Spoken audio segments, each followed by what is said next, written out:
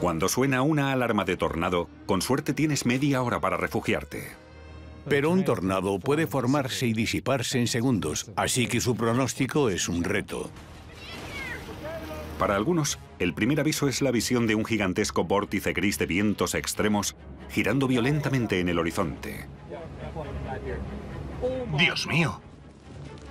Y luego, la catástrofe. Casas reducidas a escombros, coches tirados como juguetes de hojalata, familias destrozadas. Casi nada puede soportar vientos de 350 kilómetros por hora. Los científicos siguen buscando respuestas a qué causa los vientos más rápidos sobre la faz de la Tierra. Estamos intentando comprender por qué algunos tornados se vuelven tan intensos, los F4 y F5, que son los que más nos preocupan. No conocemos algunos de los últimos procesos que convierten una tormenta en tornado. Seguir las huellas de tornados asesinos podría ayudarnos a ser capaces de comprender algún día cuándo y dónde atacará el próximo.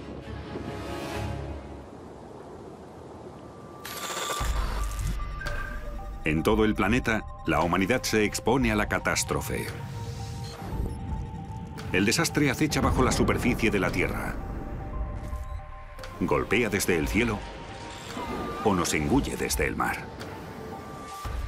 Pero no estamos simplemente a merced de nuestro planeta. En nuestros intentos por industrializarnos, conectarnos globalmente y llegar a las estrellas, se han perdido vidas. Los desastres revelan lo mejor y lo peor de la humanidad, a medida que las tragedias se van sucediendo. ¿Cómo ocurren estos desastres? ¿Y qué lecciones podemos aprender cuando la catástrofe vuelve a azotarnos? Código Rojo.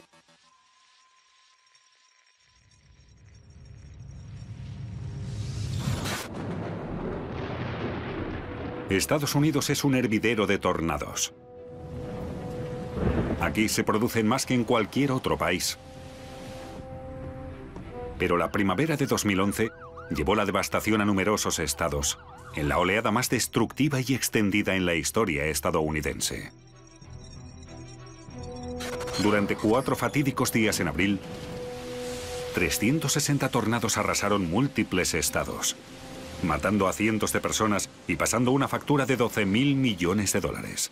¡Oh, no! ¡Va a volcar! ¡Va a volcar! ¡Llama a emergencias! ¡Vamos, vamos, vamos! Fue la segunda oleada catastrófica ese mes. El primero comenzó como una fuerte borrasca que atravesó las llanuras centrales de Estados Unidos, extrayendo aire húmedo y cálido del Golfo de México. Al interactuar con una masa de aire seco y fresco que soplaba desde Canadá, una línea de tormenta supercélula empezó a formarse, preparando el escenario para un mal tiempo explosivo. Una supercélula es una tormenta muy fuerte y persistente. Puede durar horas. El ingrediente clave es que rota y está inclinada. Estas tormentas se suelen ver en las altas llanuras del callejón de los tornados. Pueden durar horas y a veces generan múltiples tornados muy violentos. El aire tiene que ser muy inestable y eso significa que quiere subir violentamente. Hay aire con una densidad muy baja en la superficie y aire con una densidad muy alta por encima. La atmósfera quiere darle la vuelta y el aire quiere subir violentamente y cambiar.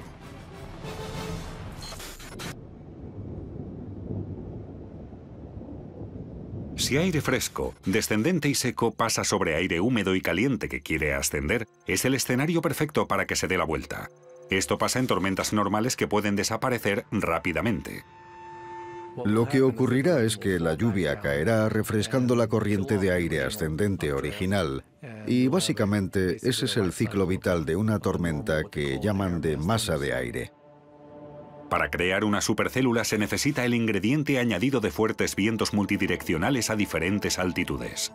Y el ingrediente clave es algo que se llama cizalladura, cuando los vientos en la atmósfera cambian de velocidad y también de dirección con la altura.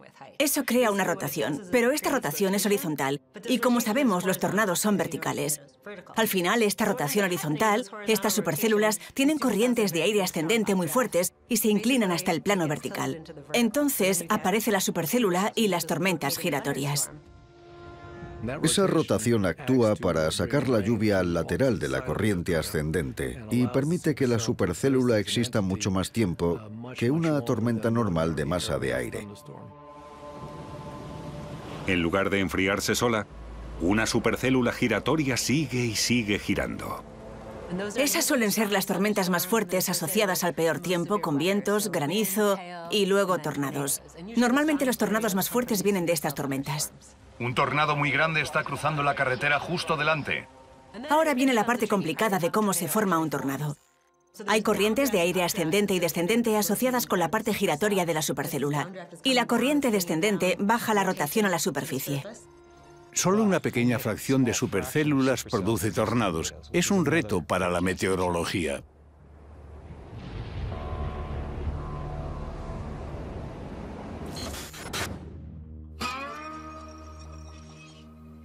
El 14 de abril, la localidad de Poplar Bluff, en Missouri, soportó una fuerte tormenta de granizo. Llegó después de un diluvio de 4 días que había dejado en la región 38 centímetros de lluvia y que desbordó el río Black. Y después llegaron los tornados, uno tras otro. 14 de abril de 2011, Poplar Bluff, Missouri. Estas oleadas suelen deberse a cierto número de supercélulas que crean un tornado tras otro. Por eso son tan destructivas, porque no es solo uno y ya. El tornado puede disiparse, pero normalmente lo sigue otro. No quites el limpiaparabrisas. Durante los 3 días siguientes, más de 150 tornados arrasaron desde Oklahoma hasta las Carolinas en un extraordinario bombardeo meteorológico que mató por lo menos a 38 personas, convirtiéndose en la oleada más activa documentada. En Carolina del Norte, 30 tornados se cobraron 22 víctimas. Un récord estatal.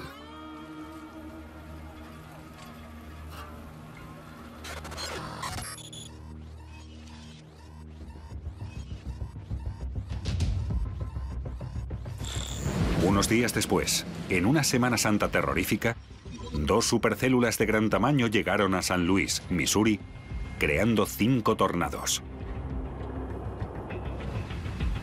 El peor, un E4 de gran tamaño, azotó las terminales del Aeropuerto Internacional de Missouri. 3 aviones estaban en la pista llenos de pasajeros, los cuales sufrieron las peores turbulencias imaginables, sin haber despegado. Fuera de la terminal, los vientos extremos tiraron coches, incluida una furgoneta que casi cayó del piso superior de un aparcamiento. Una gran sección del tejado fue arrancada y muchas puertas y ventanas de cristal se hicieron añicos. Los planes de viaje de muchos se fueron al traste, pero el mayor milagro del tornado del Viernes Santo fue que nadie resultó herido de gravedad.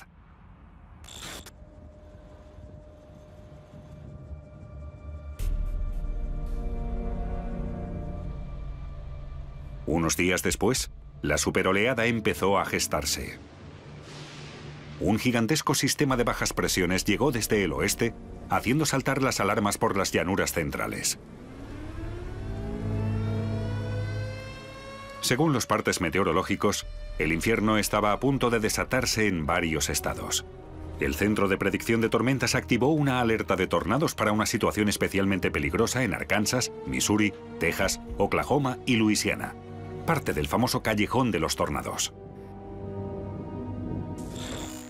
Estados Unidos es un sitio genial para los tornados porque reúne muchos de los ingredientes clave. Y suelen generarse especialmente a principios de primavera en la zona central de Estados Unidos, conocido como el callejón de los tornados. Gran parte del paisaje son llanuras que alcanzan hasta donde llega la vista y se encuentran entre 2 cordilleras, las Rocosas y los Apalaches. Es un punto caliente donde hay mucha inestabilidad, hay mucha cizalladura y es una zona propensa a tormentas eléctricas muy fuertes. Por un lado está el Golfo de México, con una cantidad enorme de aire húmedo y cálido que llega desde el sur hasta las llanuras. Pero también están las rocosas, que ayudan a producir aire muy fresco y seco que llega desde arriba y se prepara para girarse. Cuando el aire cálido y húmedo sube violentamente, se forma una tormenta eléctrica. Pero lo que es único de Norteamérica es que hay un solapamiento entre ese aire húmedo y cálido que fluye hacia el norte desde el Golfo de México y las olas que quedan de finales de invierno y principios de primavera en las corrientes en chorro. Las corrientes en chorro son franjas de viento que rodean el globo a gran altitud. Cuando se disparan sobre las rocosas hacia el este, unas olas aportan una buena dosis de giro y velocidad al aire fresco y seco. Esto proporciona la cizalladura y rotación necesarias para crear supercélulas. Si todos esos ingredientes ocurren, el Centro de Predicción de Tormentas, que pronostica los tornados, emite un informe que dice que esa zona es propensa a los tornados.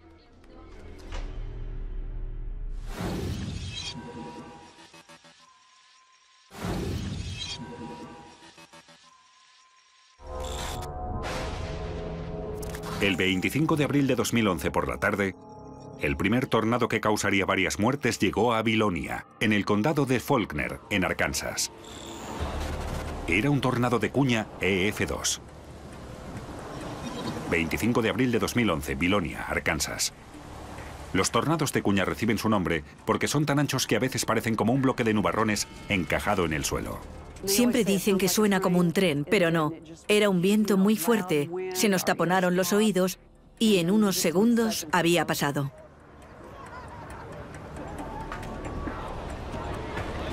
Vilonia es poco más que una calle en medio de campos de cultivos. La tormenta giró por el centro aplastando caravanas, volcando camiones y arrancando árboles.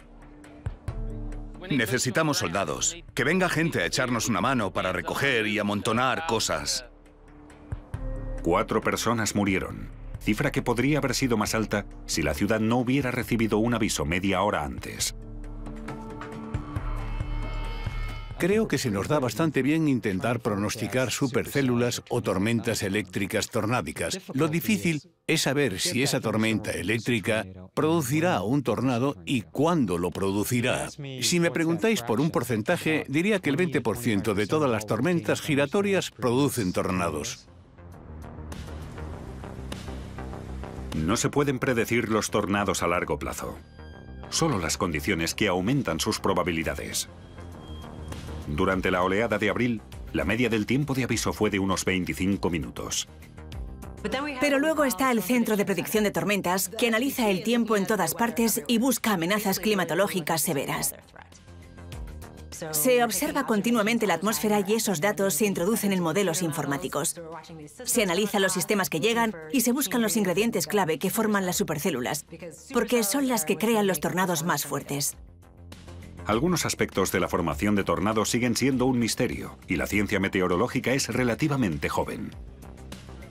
Un tornado puede formarse y disiparse en cuestión de segundos o minutos y por eso su pronóstico es un gran reto. Como son tan efímeros e impredecibles, conseguir imágenes claras de ellos ha sido parte del problema históricamente.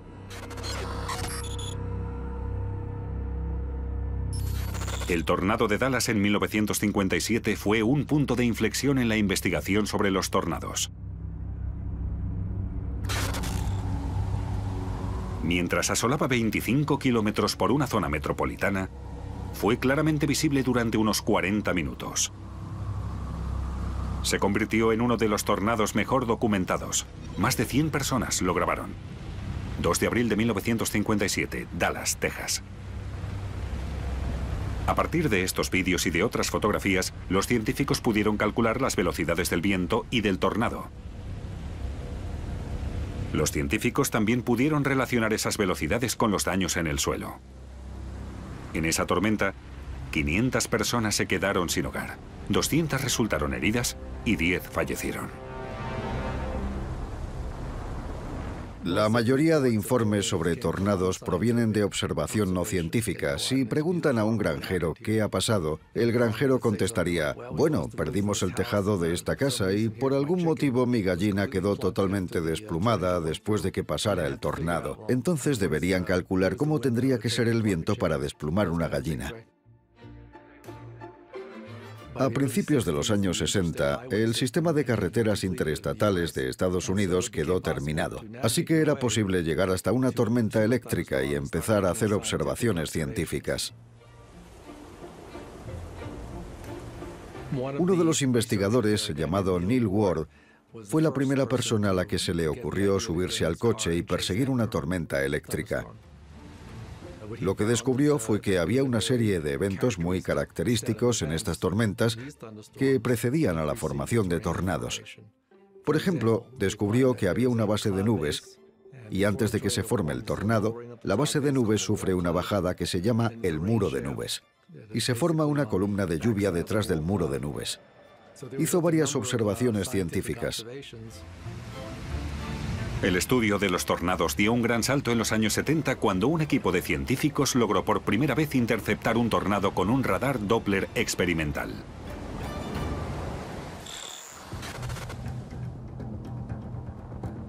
El 24 de mayo de 1973, en Oklahoma, se empezaron a dar las condiciones para la formación de tornados e instalaron un conjunto de instrumentos y cámaras en un campo listos para aprovechar la oportunidad.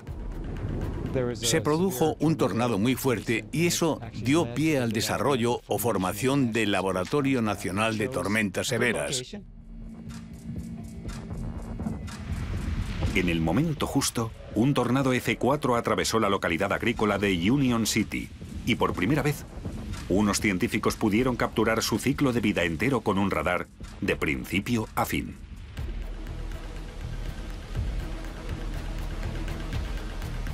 Eso cambió la predicción de tornados para siempre.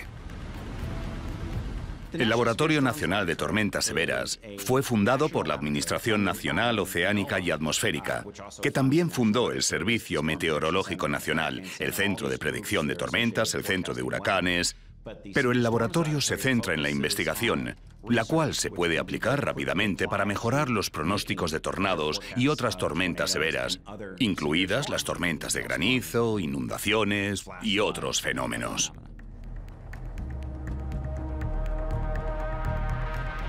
Gracias a los resultados del radar Doppler del tornado de Union City se hicieron dos hallazgos cruciales. Las tormentas giratorias que podrían dar lugar a la formación de un tornado y la firma de vórtice de tornado, un algoritmo de detección de rotaciones, a menudo aparecían 25 minutos antes del tornado. Así que contaban con dos posibles dispositivos de advertencia que podrían salvar muchas vidas.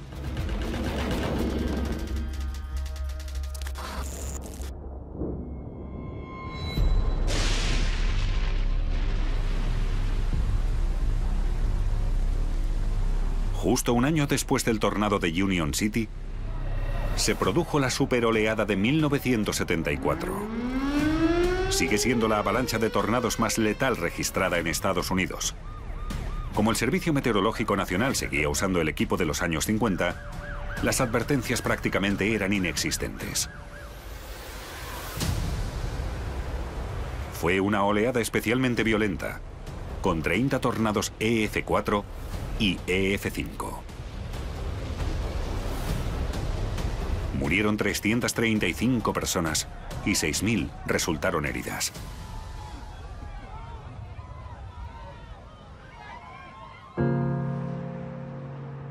Aunque fue un balance terrible, la oleada de 1974 trajo consigo unos cambios cruciales que salvaron vidas en el futuro. No sé, ha sido horrible.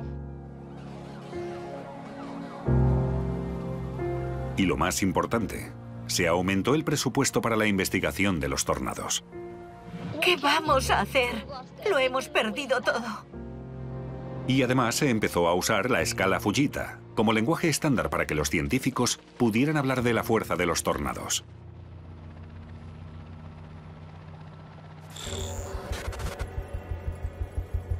Usamos la escala de Fujita mejorada. En realidad es una escala basada en los daños causados y a partir de ahí se deduce la velocidad del viento. Los tornados se clasifican por la cantidad de daños que causan. Si un tornado rompe unas cuantas ramas, es un F0 o un F1. Si arranca las casas hasta los cimientos y solo queda el hormigón, es un F5. Entre medias hay diferentes niveles de daños, desde arrancar un tejado, que puede ser un F1, a arrancar un trozo de pared, que podría ser un F2. Hay muchísimos más detalles, pero aproximadamente es el nivel de destrucción que experimenta una casa u otra estructura. Si un tornado tiene vientos feroces, pero aterriza en una zona rural y no destruye ninguna propiedad, recibe una clasificación baja, aunque pudiera haber causado la destrucción total de estructuras bien construidas. Así que si un tornado fuerte con vientos de 400 km por hora pasa por campos abiertos, es un F0. En cierto sentido es una tontería, porque sabemos que es mucho más fuerte, pero aunque midamos vientos mucho más fuertes con un radar, oficialmente sigue siendo un F0 por los daños. Estamos colaborando con la Sociedad de Ingenieros Civiles Estadounidenses para desarrollar una norma que use todas las pruebas disponibles, como daños, medidas de radares y anemómetros, para ser más precisos en la medición de los tornados. ¡Meteos en el sótano! Aunque solo un 1% de los tornados de Estados Unidos se clasifican en lo alto de la escala, EF4 o EF5, la mayoría de muertes se producen con estas dos clases. Cualquier tornado que tenga probabilidades de afectar a una zona urbana obtendría una clasificación más alta, causaría más daños y mataría a más gente. Tranquila. Me duele. Tranquila, bien.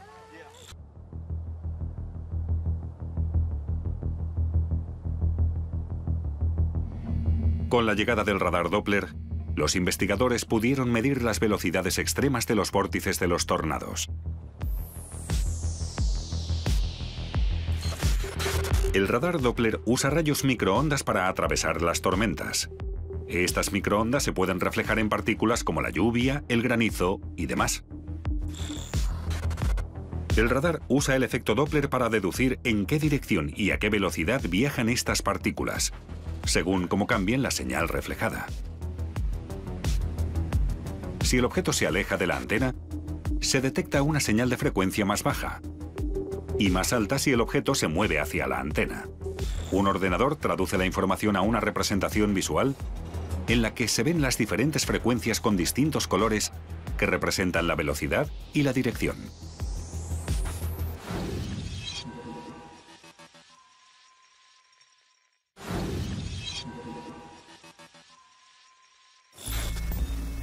Yo dirijo el Centro de Investigación del Tiempo Severo, que opera una flota de radares móviles Doppler sobre ruedas, y también otros instrumentos que ponemos frente a tornados, huracanes y otros fenómenos interesantes. Hemos comprimido todos los instrumentos y los hemos hecho resistentes y móviles para poder perseguir el mal tiempo. Vamos a por los tornados en lugar de esperarlos. Al acercarnos tanto podemos ver las huellas dactilares, los pequeños detalles que no se ven desde más lejos. Estamos intentando comprender el mapa de los vientos en el interior de los tornados. ¿Dónde están los más fuertes? ¿Cómo causan daños? Estamos intentando ver el proceso de formación de los tornados y comprender por qué algunas tormentas producen tornados y otras no. Estamos intentando entender por qué algunos tornados se vuelven muy intensos y llegan a ser los F4 y F5 que más nos preocupan.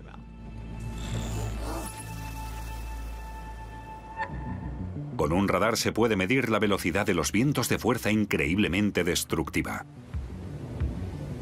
Intentamos acercarnos mucho para representar la estructura bi- y tridimensional con el radar.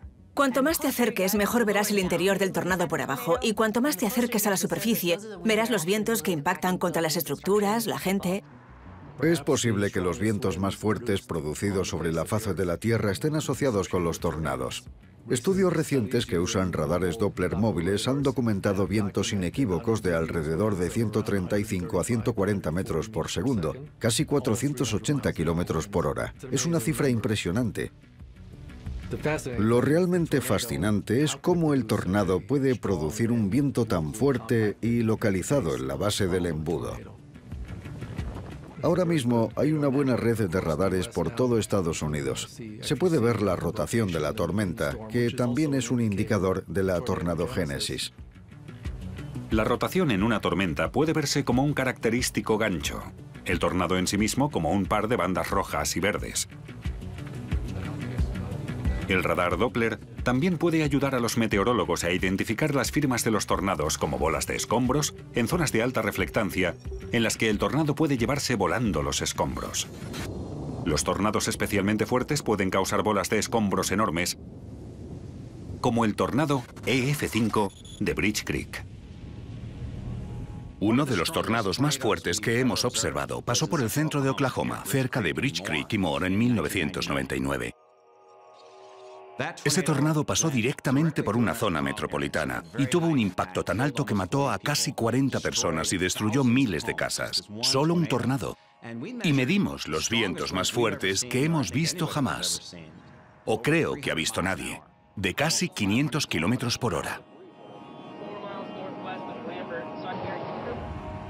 Los daños de ese tornado no solo fueron F5, sino que fueron de un nivel muy grave dentro del F5.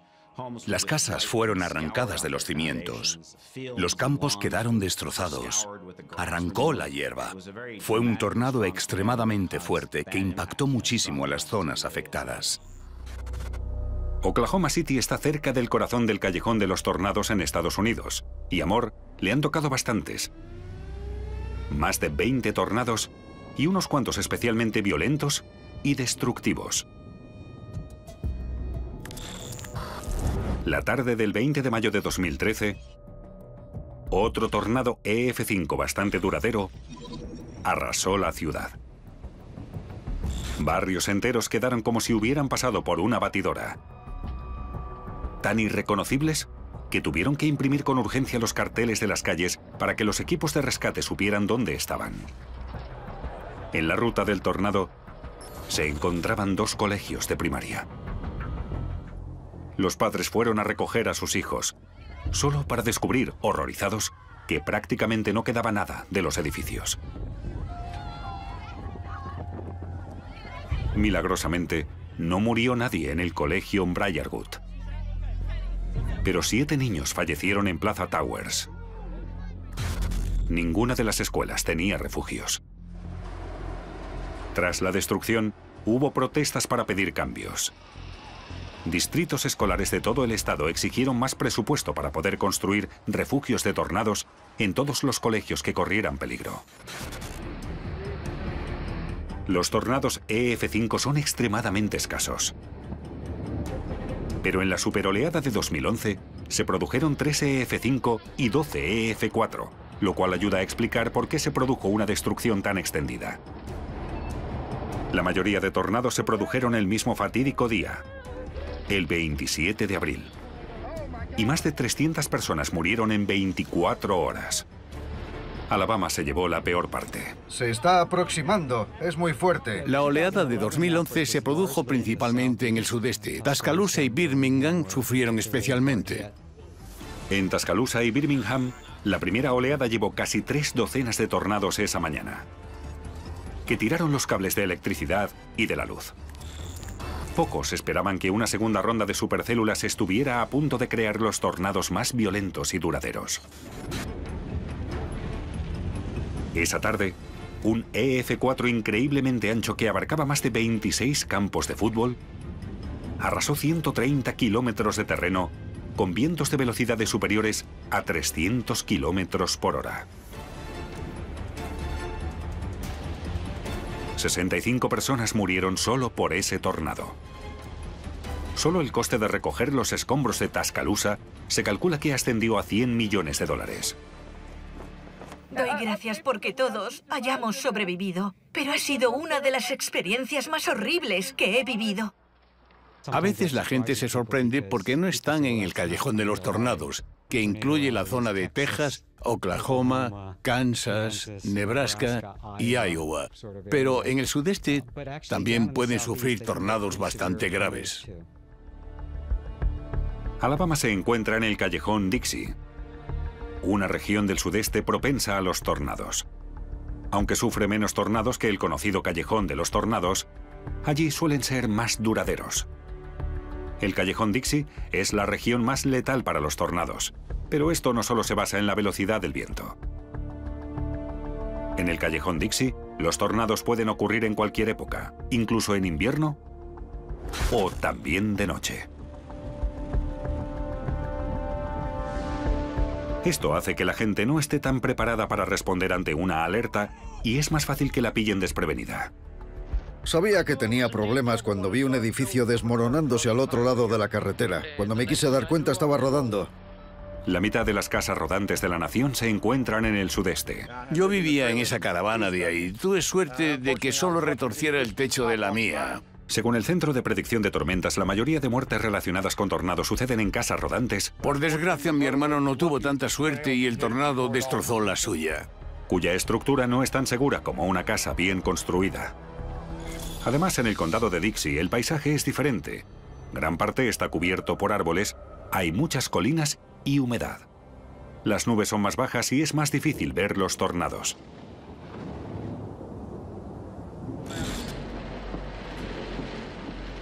Como el callejón Dixie está más cerca del Golfo, eso aumenta las probabilidades de tornados violentos envueltos en lluvia. En los tornados envueltos en lluvia hay una cortina de lluvia que envuelve el tornado. Es un término bastante descriptivo. El peligro que tiene es que eso suele esconder el tornado visualmente. Si no tienes un radar y no puedes ver el tornado, no sabes qué hay detrás de esa cortina de lluvia.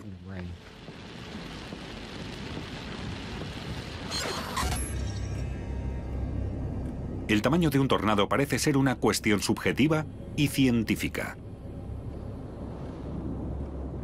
Definir el tamaño de un tornado es problemático, porque cada uno tiene su propia definición. La gente que los va cazando se fija en el embudo de condensación y dicen que eso es el ancho del tornado, o lo que es peor, lo miran y a ojo de buen cubero dicen, mide 3 kilómetros de ancho. Eso es algo muy aproximado, lo que creen que vieron los testigos. El servicio meteorológico mide el ancho de los tornados según la estela de daños que dejan a su paso. Mi equipo mide los tornados según el tamaño de la circulación del viento, porque hacemos mapas detallados con los vientos. Aún así, algunos tornados son mucho más anchos que otros. El tornado más ancho que hemos documentado, y estamos de acuerdo con otros métodos de documentación del ancho de tornados, fue uno de 2013 en el centro de Oklahoma, cerca de una localidad llamada El Reno. Los vientos que medimos de ese tornado en algunos momentos llegaron a medir 4 o 5 kilómetros de ancho. Era extremadamente amplio. Es bastante ancho. Pero era un tornado muy complejo. No era un solo remolino de viento. En su interior había otros elementos del tornado más violentos que giraban alrededor. Como muchos tornados de vórtices múltiples, el del Reno resultó ser muy impredecible, peligroso y difícil de localizar. El tornado se divide en varios embudos que rotan alrededor de un núcleo común. Puede que el aspecto más singular del tornado del Reno fuera que el tornado en sí era muy grande. Así que estos embudos o vórtices de succión también eran muy grandes. Fue uno de los tornados más grandes de la historia y creemos que era un EF5, aunque lo clasificaron como un EF3 y eso causó cierta polémica.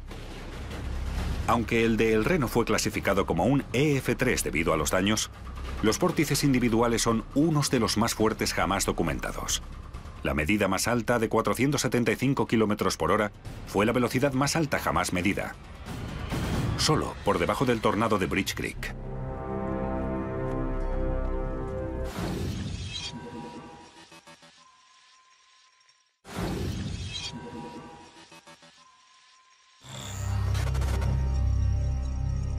Uno de los tornados de vórtices múltiples más famosos y letales descendió por el lado oeste de la ciudad de Joplin, en Missouri, el 22 de mayo de 2011. El tornado de Joplin se hizo famoso porque pasó por una ciudad de tamaño medio. ¡Atrás! ¡Oh, no! y resultó ser el 7º tornado más letal de la historia. Lo extraordinario es que los otros tornados que están en esa misma lista ocurrieron hace muchos años, hace décadas. Así que cabría pensar que con las nuevas tecnologías, con los ordenadores, los satélites, ¿cómo íbamos a vivir un tornado que ocupara el 7º puesto de la lista de víctimas mortales por tornados? El EF5 aterrizó a las 17 horas 41 minutos de un domingo. Y los servicios meteorológicos sabían que iba a llegar. ¿Por qué murió tanta gente? No fue por un error en el pronóstico, lo cual podría ser una de las primeras suposiciones, que no les hubieran avisado con tiempo. Pero sí avisaron. Resulta que en gran parte se debió a la respuesta social de la gente. Después comprobaron que muchas personas habían oído la alerta y habían esperado a oír otra confirmación. Alguien que les llamara para confirmar que tenían que refugiarse o que dijeran algo por la tele o en el parte meteorológico. Ese retraso por esperar una confirmación no fue bueno. La gente tenía que ponerse en marcha y rápidamente. Los habitantes de Joplin tuvieron casi media hora para refugiarse. Pero muchos no hicieron caso a las alertas porque se habían insensibilizado ante las sirenas. Dios mío. ¿Hope? Le he oído gritar. ¡Chris! Creo que he visto algo. ¡Hay alguien aquí! Siempre te preocupa ser demasiado alarmista y una de las cosas más difíciles es reducir el número de falsas alarmas. Hola, ven aquí, cariño. Ven, no pasa nada. No es una investigación científica, tiene un aspecto social de cómo la gente reacciona ante las alertas. Y el caso de Joplin es un buen ejemplo de esto. Por eso murió tanta gente, porque no se refugiaron, aunque les avisaron con mucho tiempo de antelación. Afectó a gran parte de la ciudad, zonas residenciales, comerciales, y el tornado también dejó su rastro en el hospital de Joplin. Las vistas aéreas de los daños del tornado dan una idea de lo grande y destructivo que fue este tornado de vórtices múltiples. Barrios enteros quedaron destrozados. Lo que solemos decir de los vórtices de succión es que, al ver las fotos aéreas de los daños, a veces se ven marcas así a lo largo de las huellas de un tornado. Yo las llamo espirógrafos porque es literalmente lo que son y es donde suelen ocurrir los mayores daños. En 40 aterradores minutos, devoró más de 7.000 hogares, casi 500 negocios y se cobró 161 vidas. Varios años antes, yo había realizado un estudio preguntando qué pasaría si un tornado como el de Joplin, uno tan fuerte como el de Bridge Creek o incluso el del Reno, pasara por San Luis, Chicago o Atlanta. Y las consecuencias serían terribles. Podría dañar 50 o 100.000 casas diferentes. Podrían morir 1.000 personas si pasara por las zonas residenciales de una gran ciudad. Y todo eso era hipotético hasta que pasó lo de Joplin. Si el tornado hubiera pasado a 80 kilómetros de allí, habría pasado por San Luis. Y el resultado podría haber sido mucho peor. Eso da que pensar a los que nos planteamos qué podría pasar en el peor de los casos. Algunos científicos se preguntan si la clasificación EF5 de la escala de Fujita es lo bastante alta o si necesitaremos una clasificación más alta en esa escala para poner en contexto lo grande que fue ese tornado en realidad. El tornado de Joplin fue especialmente devastador porque destruyó aproximadamente un tercio del paisaje físico. El tornado de Joplin se considera algo bueno dentro de lo malo, porque ocurrió un domingo. Si el incidente se hubiera producido un día entre semana, tras haber visto las consecuencias, la administración escolar reconoció que muchos niños habrían fallecido porque los colegios de Joplin habían quedado destrozados tras el fatídico paso del tornado. El gigantesco tornado causó daños a casi 3/4 partes de los edificios de Joplin. Al día siguiente, el estado de Missouri envió un grupo de trabajo especial para empezar a recoger los escombros y buscar personas desaparecidas. Si encontráis a alguien, buscad información y escribídsela con un rotulador en la frente. Si no tiene un lugar viable en el que escribirla, escribidla en el torso. No quiero ver información en extremidades, ¿vale? No os preocupéis por profanar al ser querido de alguien porque no es así. Nos estáis dando información para poder llevarles a su ser querido y los limpiarán antes de que los vean, ¿vale? Varios equipos con perros examinaron los escombros para intentar encontrar a gente enterrada. Todo ha desaparecido. Nada volverá a ser igual. Nada volverá a ser igual.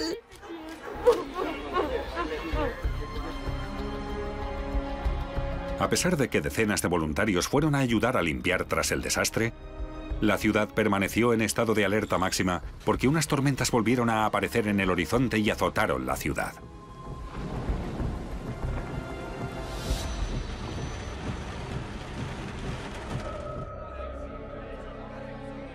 Aunque los tornados pueden provocar las velocidades de viento más altas conocidas, las probabilidades de sobrevivir a un tornado son altas si se hace caso a los avisos. Cuando se emite un aviso significa que un tornado se dirige hacia la zona, o podría dirigirse hacia la zona poco después, y que deberían tomar medidas, dentro de lo razonable, para refugiarse en una habitación interior de la casa o en algún refugio comunitario. Porque si viven en casas prefabricadas, deben ir a un refugio comunitario más resistente. En la medida de lo posible, hay que intentar mantener la calma y organizarse. Cuando cunde el pánico, la gente toma decisiones erróneas, intenta huir o no presta atención. Y cuando lo ven, se quedan mirándolo fascinados. O se meten en una zanja que se podría inundar. Mucha gente conduce hacia los tornados porque quiere verlos mejor. Lo más sensato es escapar. Pocas cosas soportan vientos de 350 kilómetros por hora. Si tienes un agujero, deberías refugiarte ahí. Aunque los tornados son objeto de investigaciones muy apasionadas y dedicadas, muchos aspectos de su formación siguen siendo desconocidos. Lo que me parece interesante de los tornados es que es difícil predecirlos, así que tienen un elemento de sorpresa y no sabes si un tornado va a ser muy fuerte o muy débil. De hecho, no conocemos algunos de los procesos finales que hacen que una tormenta forme un tornado. Hemos progresado algo en la comprensión de la estructura de los tornados. Hemos progresado en la comprensión de algunos procesos importantes, como la tornadogénesis, su origen.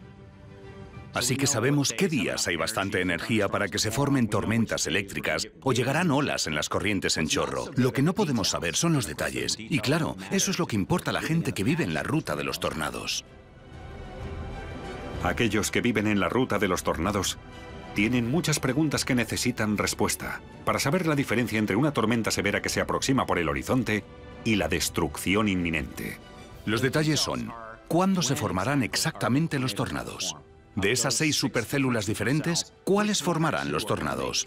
Si hay una o dos supercélulas que formen los tornados, ¿cuándo se formarán durante su vida útil de 1 o 2 horas? ¿Y exactamente qué rumbo seguirán? Esos son los detalles que no sabemos y los que estamos intentando aprender. Me fascinan los tornados porque son impredecibles, poderosos y por lo menos solo afectan a parte de la población. Las preguntas que los investigadores de tornados siguen teniendo en mente y que a veces arriesgan su vida para encontrar las respuestas ya han salvado a innumerables personas. En el último medio siglo, las mejoras en los sistemas de detección y alerta significan que menos gente muere cada temporada a pesar de un gran crecimiento de la población.